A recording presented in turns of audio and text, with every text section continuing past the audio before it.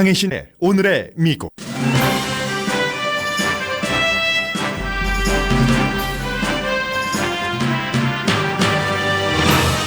북한에 억류됐던 3명의 한국계 미국인이 미국으로 돌아와 병원에서 검진받고 있습니다. 3사람의 석방은 김정은 위원장 스타일로, 미국 도착은 트럼프 대통령 스타일이었습니다.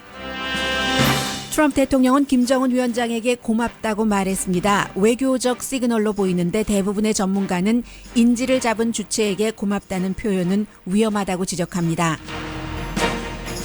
트럼프 대통령은 북미 정상회담이 6월 12일 싱가포르에서 열린다고 발표했습니다. 강성 자문들의 영향력이 미쳤거나 회담 결과가 최상은 아닐 수 있다는 예상에 따른 결정으로 볼 수 있습니다. 존 맥케인 상원의원이 고문을 주도했던 CIA 국장 지명자를 인준하지 말라고 동료 의원들에게 호소했습니다. 미국을 지키겠다는 애국 충정은 이해되나 윤리를 저버린 애국은 미국의 가치가 아니라고 강조했습니다. 한국 기업과 러시아 집권층 등이 대통령 개인 변호사에게 돈을 지불한 케이스는 확대되고 있습니다. 재무부는 돈 출처가 새어나왔다면서 조사할 가능성을 말하고 문제의 러시아 집권층은 대통령의 또 다른 변호사도 고용했습니다. 2020년부터 캘리포니아주에서 지어지는 모든 새 집은 태양열 패널을 설치하는 게 의무화됩니다. 미국의 이란 핵협상 탈퇴가 가솔린 값을 올리고 있습니다. 캘리포니아주 일부 도시에서는 갤런당 $4가 넘었습니다.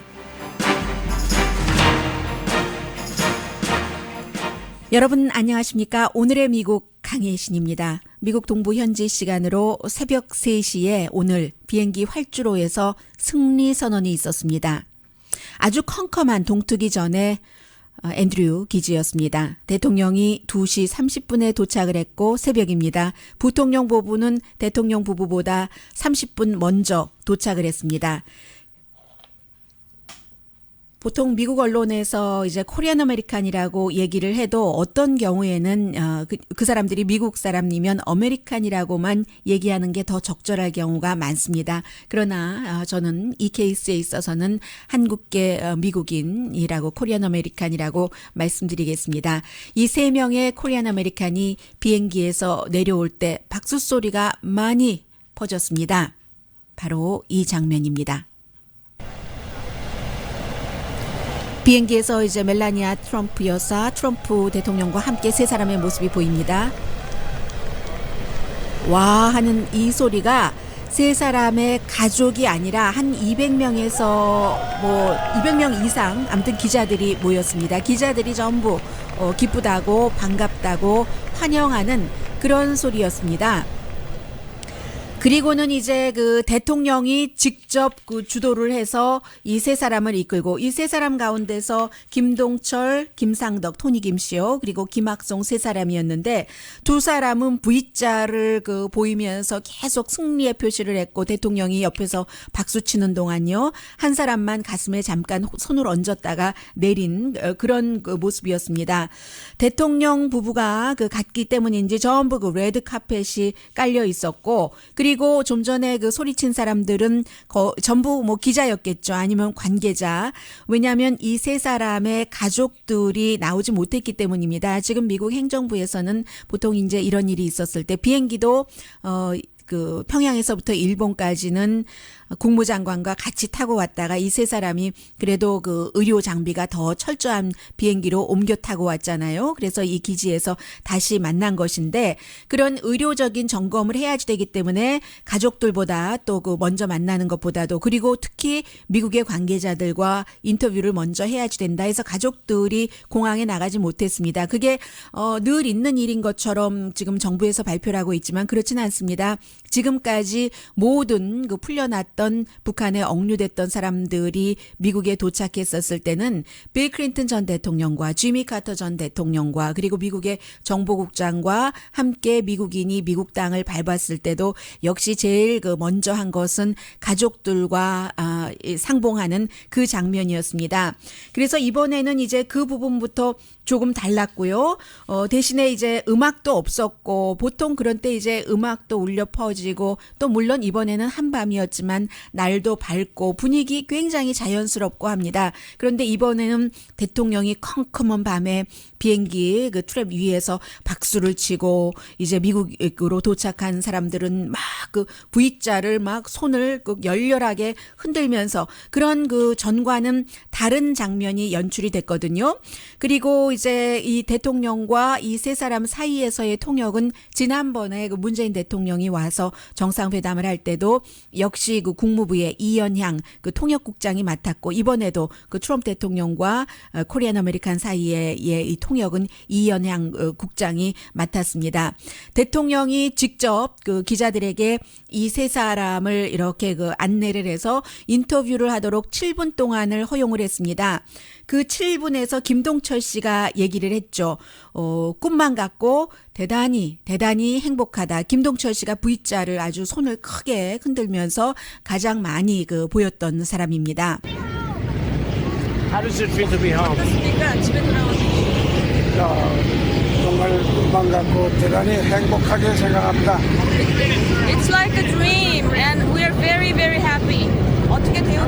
네, 그동안 또 어떻게 대우를 받았는가 이런 질문을 기자가 했었을 때 김동철 씨는 아주 그 여러 대우를 받았다. 물론 그곳에서 노동도 했지만 의료 치료도 받았다라고 얘기를 했습니다. 그리고는 이제 월터 리드 그 육군병원으로 이 세 사람들은 갔는데 그 가기 직전에 또 그 대통령이 기자들의 질문에 많은 답변을 했습니다. 잘 들리지는 않지만 그래도 그 내용을 조금 전해드리면 Will be, 이렇습니다. this is a part of it, but will be when we denuclearize that entire. 네, 지금 이 순간 이런 결과가 굉장히 중요하긴 하지만 나의 그 생산적인 성취의 어치브먼트의 부분이라면서 전체 한반도의 비핵화를 했을 때가 그게 진정한 목표라고 얘기를 했거든요. 그러면서 이때 그 트럼프 대통령이 이제 원고 없이 한 얘기잖아요. 전체 한반도의 비핵화라고 얘기를 했었을 때 노스 코리아의 비핵화라고 하지 않고 entire 그 페닌슐라 전체 한반도의 비핵화라고 강조했다는 건 말씀드리고요. 사람들이 오래 기다려온 일인데 이렇게 빨리 일어나리라고는 아무도 생각하지 못했을 것이다. 정말 그 내가 이분들의 귀국을 도운 게 영광스럽고 의미 있는 일을 할 그 좋은 기회다라고 얘기를 했고 어떤 기자가 김정은이 왜 이 세 사람을 미국으로 돌려보냈다고 생각하는가 그런 질문에 대해서는 뭔가 김정은도 이 일을 하고 싶어 한다. 진짜 그 세계에 그 북한을 이렇게 개방하고 싶어 한다던가 세계와 함께 그 가고 싶다는 그런 것을 본인은 믿는다고 얘기를 했습니다. Very honored to have helped the three folks. Have you spoken with them on the phone? I got to speak to them on the plane. These are great. 네, 그리고 또 한 가지 그 중요한 말 가운데 하나가 we want to think 이제 그 we 여기서의 그 we want to thanks요. 김정은에게 땡큐라고 말하고 싶다고 했고 이 세 사람에 대해서 김정은이 한 것은 김정은 was excellent라는 표현을 했습니다. 이 김정은이 한 그 was라는 게 이번에 이렇게 풀어준 것을 얘기하는 건지 아니면 뭘 얘기하는지는 모르겠습니다만은 excellent라는 단어를 그 썼어요. 그리고는 이제 그 사이에 트럼프 대통령이 계속 그 노스코리아와의 회담에 대해서는 낙관적인 것을 강조를 했고요. 그러나 이제 무슨 일이 일어날지는 그 두고 보자라는 얘기를 했습니다. 그리고 또 어떤 기자가 언젠가 북한을 방문할 수 있는가라고 물어봤었을 때 it could happen 뭐 그런 일이 일어날 수도 있다라고 얘기를 했습니다. 그래서 이제 이런 모든 일들이 이제 기자회견이 있었고 3시 10분경 새벽으로 동부 시간으로 3시 10분경 세 사람이 이제 그 버스에 타고 병원으로 간 거죠. 병원으로 갔습니다. 그리고는 이제 한두 마디 더 한 것 가운데 하나는 지금까지 지난주에는 전임 행정부에서는 하지 못한 일을 본인이 했다. 인질만 그 가둬놓고 빼오지도 못하고 했는데 말씀드린 것처럼 두 사람은 트럼프 대통령이 대통령이 되고 몇 개월 뒤에 지난해에 이제 그 북한에 억류됐잖아요.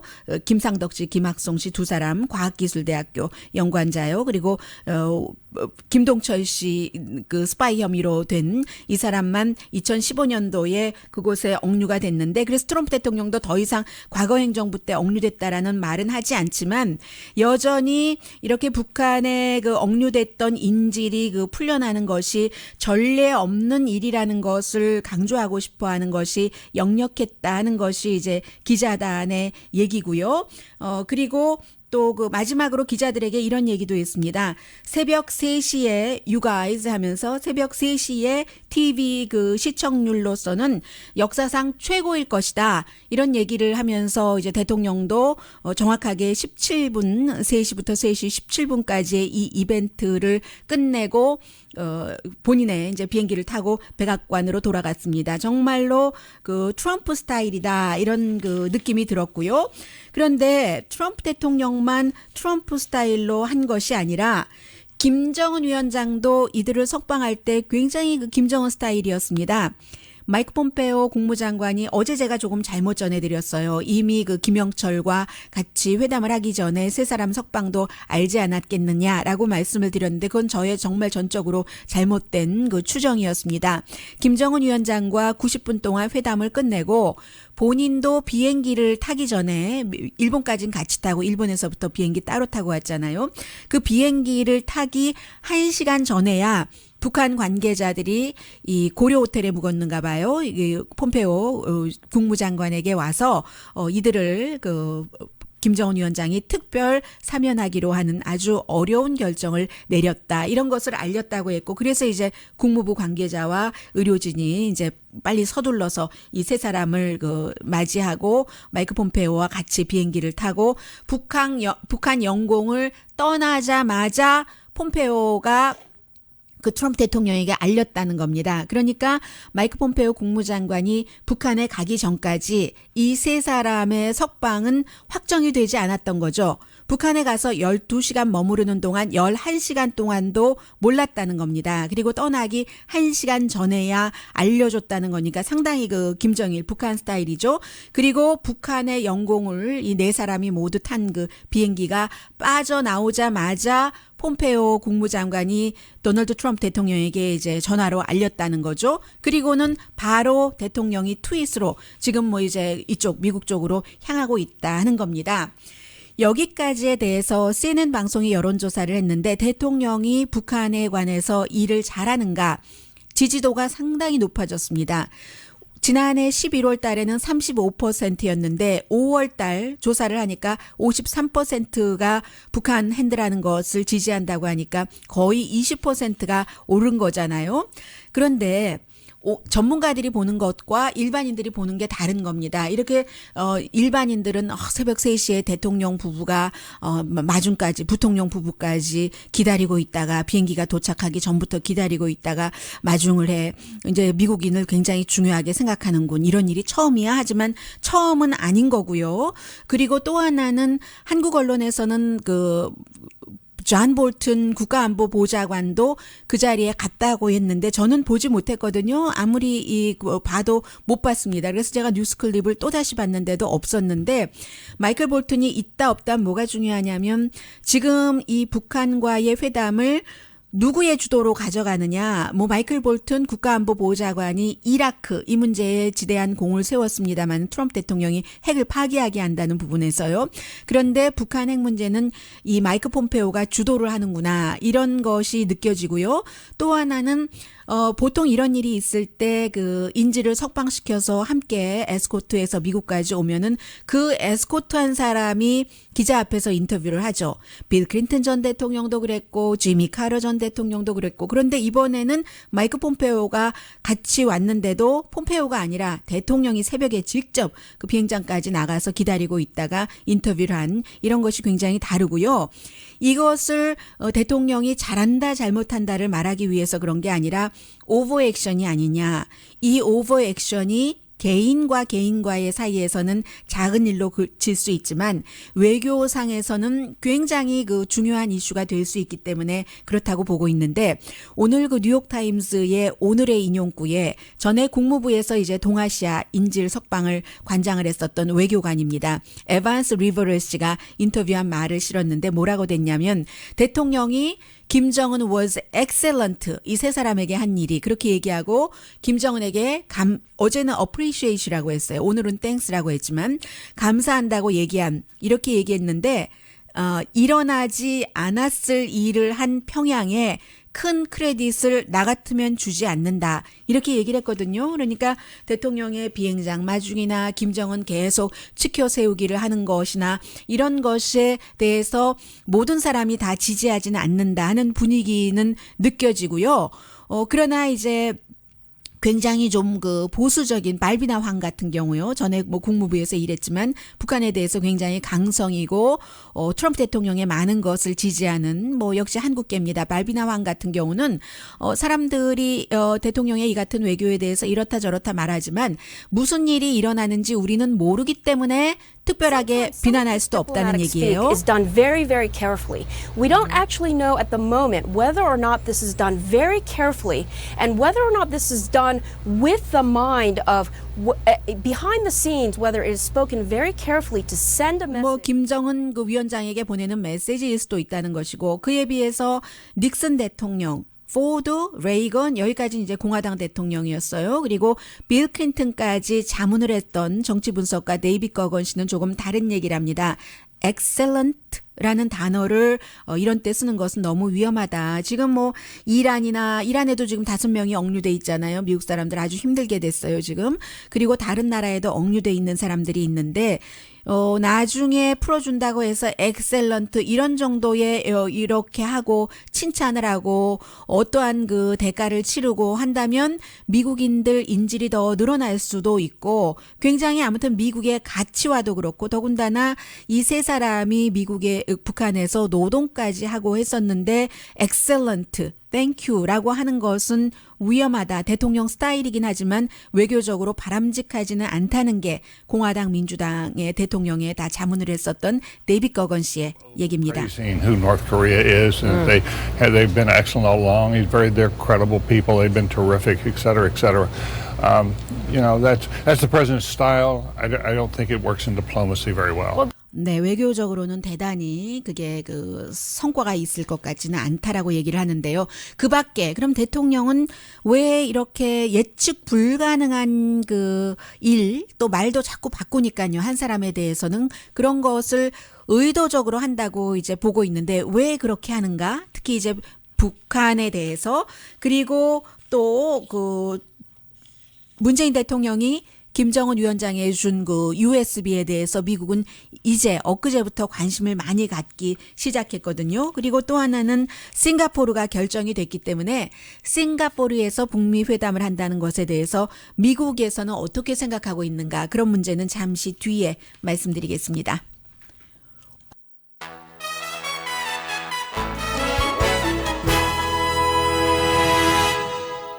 라디오 서울 방송 오늘의 미국 듣고 계십니다.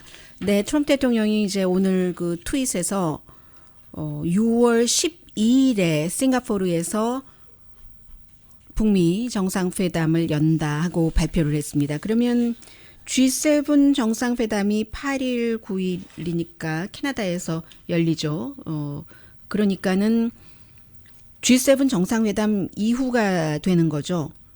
만약에 그 이전에 했다면 지난번에 며칠 전에요. 문재인 대통령, 리커창 국무위원 또 그 일본 아베 신조 총리가 함께 판문점 선언을 그 강하게 지지하는 성명을 발표를 했잖아요. 그것도 굉장히 상징적이라고 할 수 있는데 만약에 이전으로 날짜가 정해졌다면 이 G7 정상회담에서도 당연히 그게 이제 그 트럼프 대통령의 그 탑 이슈이기도 하고 다른 세계의 탑 이슈이기도 하기 때문에 이 북미 회담에 대한 어떠한 언급이 있을 텐데 G7 이후로 미뤄졌습니다.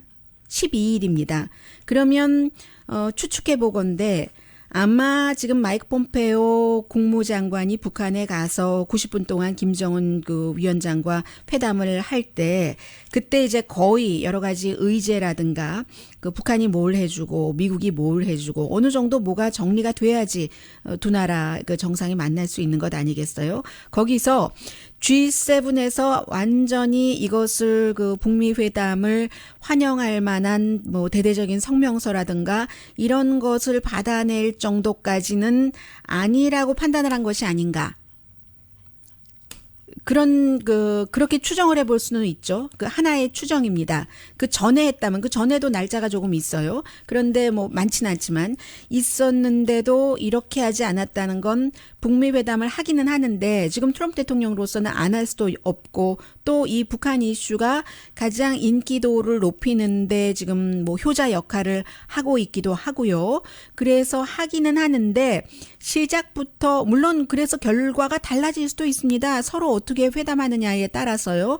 그럴 수도 있지만 폼페오 장관이 김정은 위원장과 만나서 그렇게 뭐 G7에서도 크게 이벤트화할 정도가 아닐 수도 있겠다는 판단을 한 것이 아닌가, 이 정도를 추정을 해볼 수 있고요. 또 하나는 지금 백악관에서 모든 것은 트럼프 대통령의 마음대로라는 얘기를 한국에서는 많이 하고 있습니다. 그런데 꼭 그렇지 않다고 제가 거듭 자주 말씀을 드리고 있어요. 최종적인 결정권자는 트럼프 대통령입니다. 그러나 트럼프 대통령이 본인이 결정을 하는 것처럼 하게 하면서 그 자신들의 이상을 트럼프 대통령에게 심어줄 수 있는 사람도 있는 거죠. 이번에 싱가포르 결정도 원 오브 더 그런 이슈 가운데 하나일 수 있습니다. 존 볼튼이라든가 또 직접 그 북한까지 간 그 마이크 폼페오도 그 밖에 많은 그 백악관의 전문가들이, 뭐 백악관에 북한 전문가가 많지도 않습니다만, 뭐 미국 전체적으로도 많지도 않습니다만, 그 전문가들이 어쨌든 역할을 맡고 있는 사람들이 아니 왜 적진으로 갑니까? 예를 들어서 그 판문점만 간다 할지라도 판문점에서 또 뭐 왔다 갔다 북한 쪽까지 갈 수 있지 않느냐. 더 넓게 생각한 사람은 평양까지도 트럼프 대통령이 마음을 언제 바꿔줄지 모르지 않느냐. 뭐 이런 여러 가지 가상을 많이 해봤는데 결국은 그 한국 쪽으로 간다는 것은 성과도 내야지 된다는 게 물론 있지만 성과가 없을 때는 가서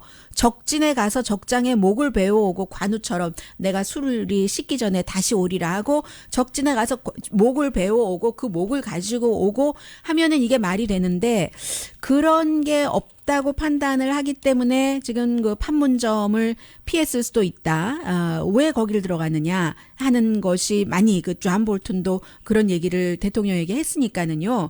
그렇기 때문에 이 사람들이 아무것도 아닌 것처럼 보일 수도 있으나 대통령에게 영향을 미칠 수 있는, 좋게 말해서 나쁘게 말해서 대통령을 조정할 수 있는 자신들의 의견대로 그 역할은 분명히 있었던 거죠. 어느 정도는. 물론 뭐 100% 대통령이 판문점으로 마음 먹었다가 또 싱가포르로 바꿀 수도 있습니다. 싱가포르야 뭐 가장 무난한 곳이니까요. 그래도 싱가포르도 뭐 북한에서 갈 때는 3,000마일 넘잖아요. 3,400마일 넘으니까 그 정도는 비행기가 갈 수 있는가 보죠.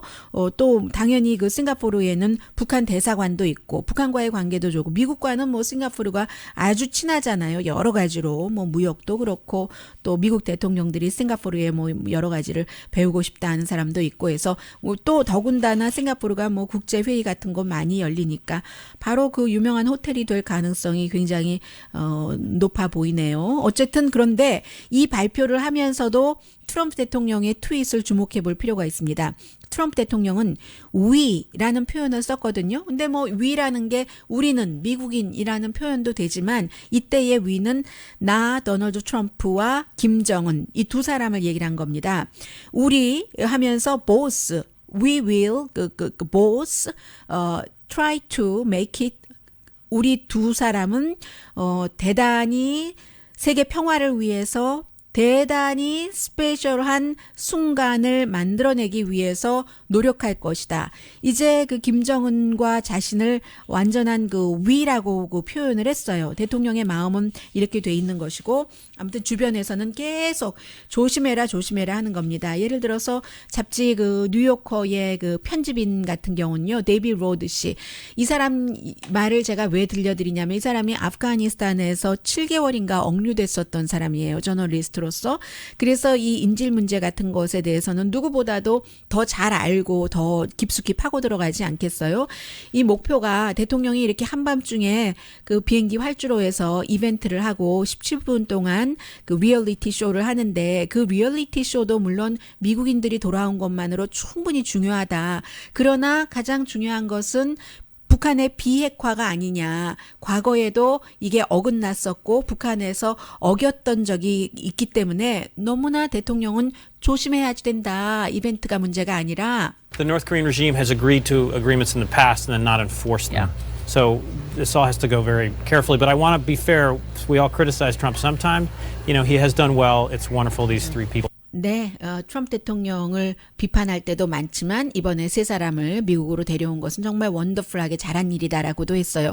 그리고 이제 요즘은 데일리 비스트에서 일하고 미국 저널리스트로서 홍콩 지국장도 했고 했던 그 고든 챙 씨가 뭐라고 얘기를 하냐면은 김정은 그 위원장을 다시 지적을 하는 거예요. 미국에서 굉장히 많은 사람들이 김정은 그 새로 보기, 연구하기 같은 것을 하고 있는데 지금 김정은 위원장이 한국 문재인 대통령, 중국 시진핑 중국 국가주석과 정말로 그 게임 플랜을 그 김정은 스스로가 잘 짜서 그 플랜대로 한국과 중국에서 얻을 것 얻어가면서 모든 나라에서 지금 김정은이 운전대를 잡고 있다는 거예요. 게임 플랜이 너무 좋기 때문에 또 조심해야 된다는 얘기입니다. I'm sure Kim Jong-un has game planned this out in ways that we don't like, but it may not matter because he's created markers for himself by making all these pledges to give up his nukes. You know, President Trump may think he's powerful, but there's a whole bunch of other forces on him, including South Korea, which is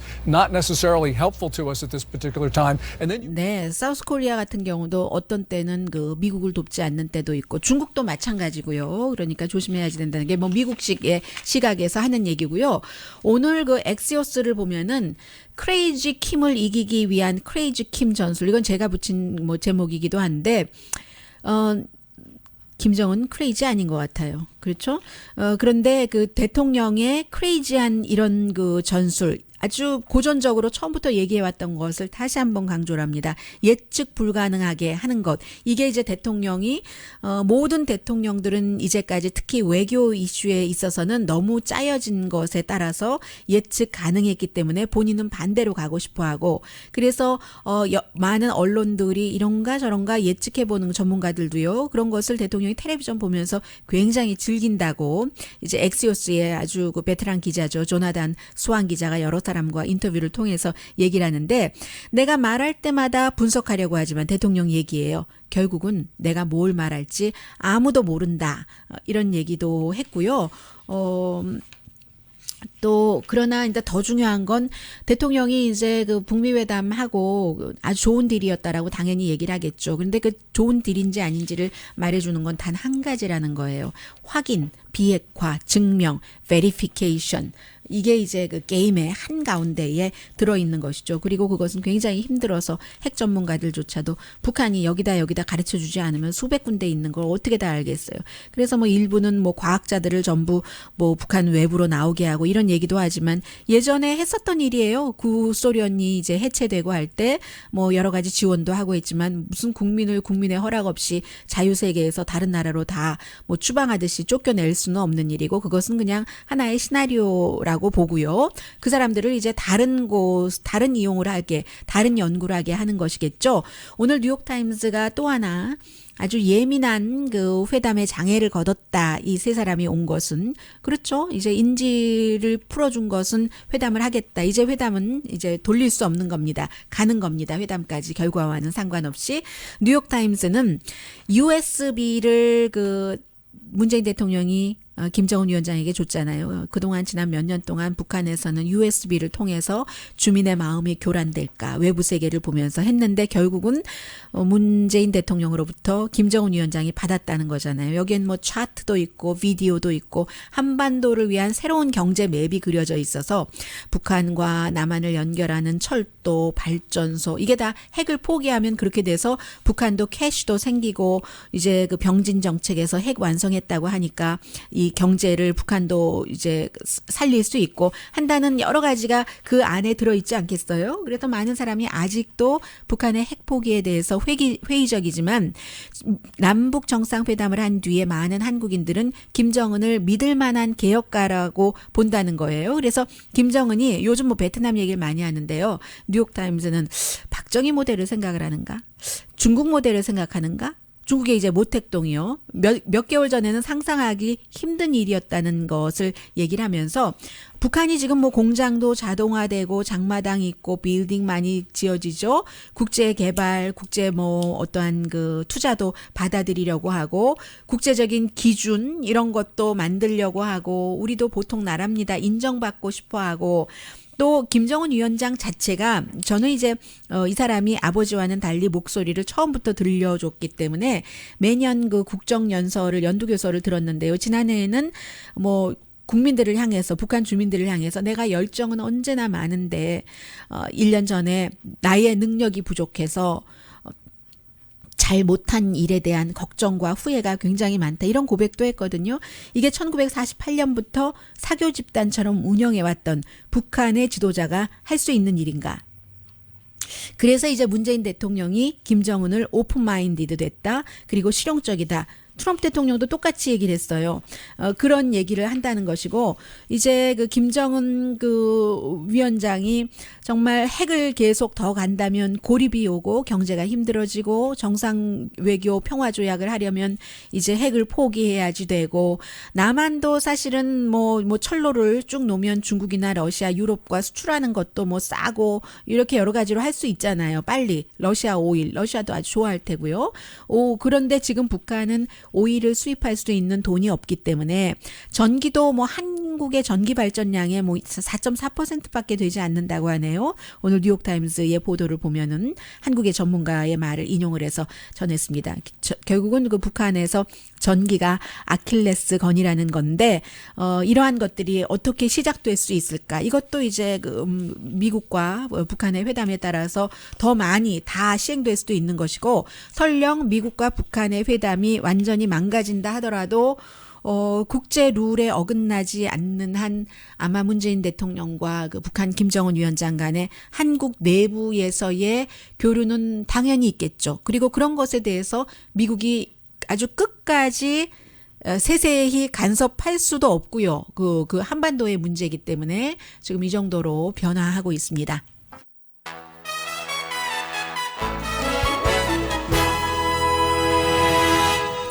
라디오 서울 방송 오늘의 미국 듣고 계십니다.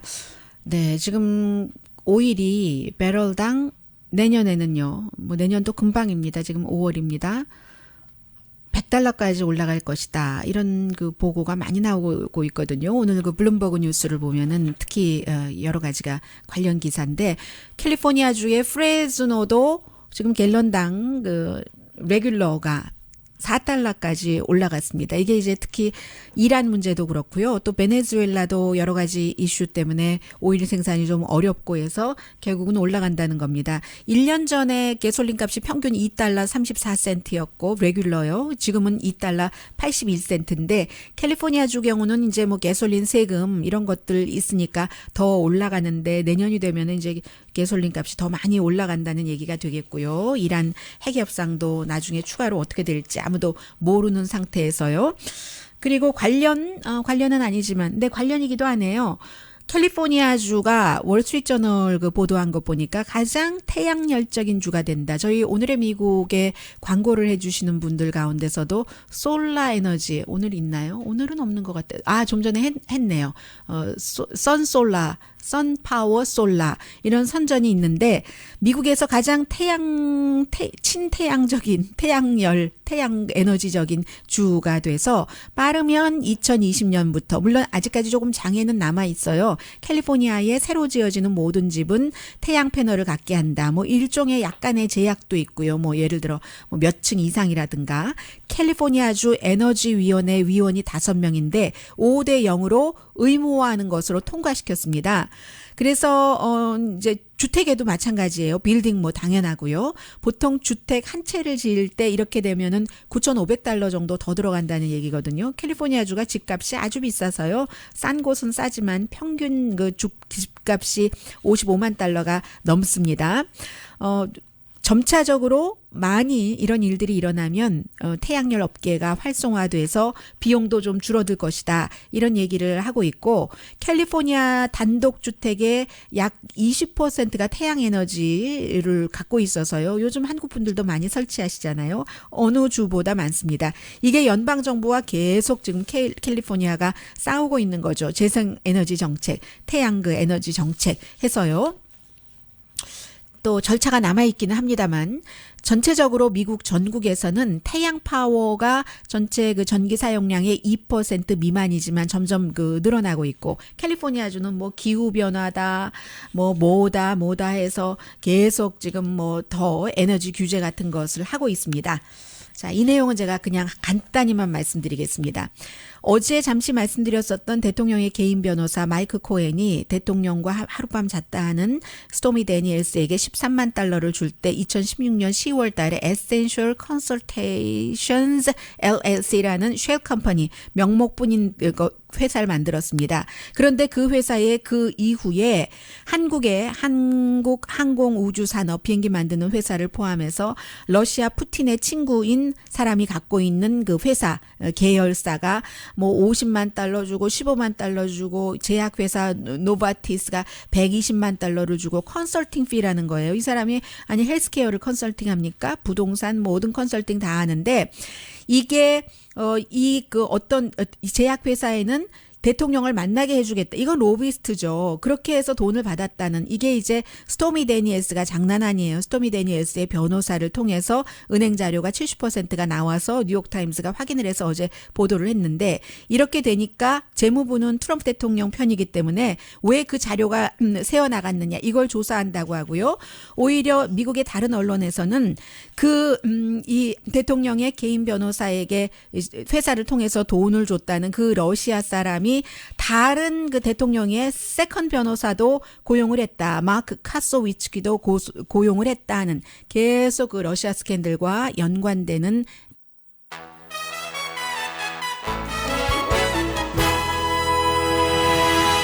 라디오 서울방송 오늘의 미국 듣고 계십니다. 네, 지나 헤스펠 최초의 CIA 여성 국장이 될 수 있는 부국장이 지금 상원 인준 청문회를 받고 있는데 그 사이에 이제 어제 말씀드린 것처럼 태국의 비밀 감옥을 만들고 고문하고 자료를 버리라고 하고 그 부분에 대해서는 다시는 내가 이제 국장이 되면은 하지 않는다 고문은 이렇게 얘기는 했습니다. 그러나 그 고문이 비윤리적이었느냐 이런 질문에 대해서는 yes or no에 대해서 답변을 하지 않았거든요. 그래서 이제 존 맥케인 연방 상원의원이 공화당이고 그리고 이제 이 사람이 베트남전에서 6년 동안이나 포로로 잡혀 있으면서 고문을 당한 사람이잖아요. 다른 그 상원 의원들에게 이 사람을 거부해야지 된다. 그 중압감과 그 당시에 9.12 사태 이후의 딜레마, 미국인을 보호해야지 된다는 것, 그래서 정보를 캐놔야지 된다는 것은 이해를 한다. 그러나 미국인에 의한 고문은 용납돼서는 안 된다. 우리가 어떻게 그 고문의 주체가 되는가. 나라를 안전하게 지키려는 과정은 옳고 정당한 가치로 집행돼야지 된다. 테러 용의자에 대해서도 가혹한 그 같은 그 고문 같은 것을 한 그 사람이 개인적으로는 애국자라고 인정을 해도 헌신을 했다는 것도 인정을 해도 미국의 정보국장으로서는 아니다. 이게 존 맥케인의 얘기였습니다. 어떠한 그 미국이 되고 싶은가, 미국의 국격이 어떻게 되는가, 이제 그런 것이 사실은 중요한 것이고요. 또 그 존 맥케인 공화당 의원이 투표하지 않는다 하더라도 민주당의 웨스트 버지니아의 조 맨친 굉장히 온건하죠. 이 사람이 투표하겠다고 했기 때문에 인주는 뭐 무난할 수도 있겠으나 뜻은 새겨둘만 합니다. 강희신이었습니다.